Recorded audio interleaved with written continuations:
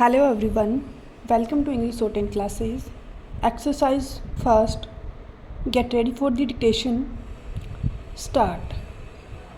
There is yet another argument raised by the Land Council about the witness Kailash turning hostile as noted above, and it does not surprise us that a witness has turned hostile who could have corroborated the entire episode, but the same does not make any difference inasmuch as one of the other witnesses, Raju, named in the FIR, was also not produced. Stop.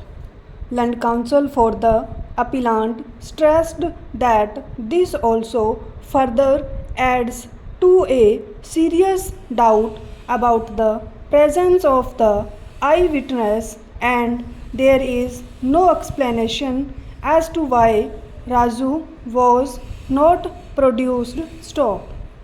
In our opinion, non-production of a nominated witness does not amount to a proof that the incident is false. Stop.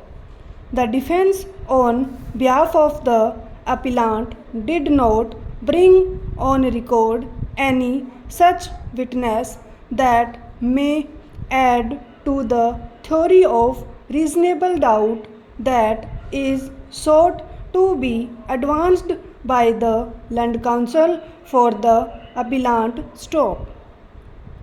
After having exhausted the arguments on the merits of the appeal, both the Land Council appearing for the accused appellants virtually narrowed down their submissions on the question of sentence. Stop. Accordingly, the nub of the appeal in hand is the quantum of sentence which is liable to be awarded to the accused appellants. Stop. In order to answer the question regarding the quantum of sentence which is liable to be enforced against the accused appellants, looking into the nature of the criminality committed by them, it will be prudent to discuss in brief the meaning and impact of the words knowledge and intention in relation to section 304 part 1 as well as part 2 IPC. Stop.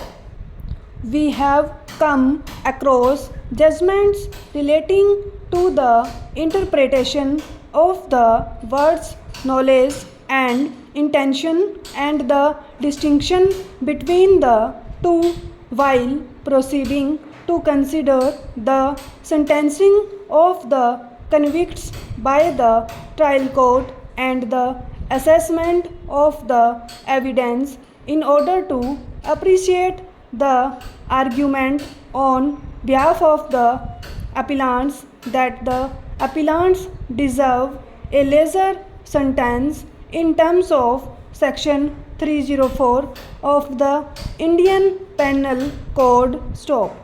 There are a large number of cases that are available on the issue, but in order to mention a few that meet the point, we begin with the judgment in the case of Hari Singh and another versus State of Haryana 2008 15 SCC 753. Stop. As to understand the distinction referred to above, the relevant paragraphs of the said judgment are paragraph numbers 26 to 30. Stop. The essence of the said paragraphs contained within its fold reflects that intention is a conscious state of the mind coupled with an aroused activity for the purpose of achieving a preconceived and resulting in the conduct of the person so as to bring about a certain result stop. However, such an intention may not necessarily be premeditated, whereas mere knowledge, in contrast to intention, signifies a mental state of realization pertaining to the awareness of certain facts, but at the same time without reflection of an active faculty so as to achieve a determined end. Stop.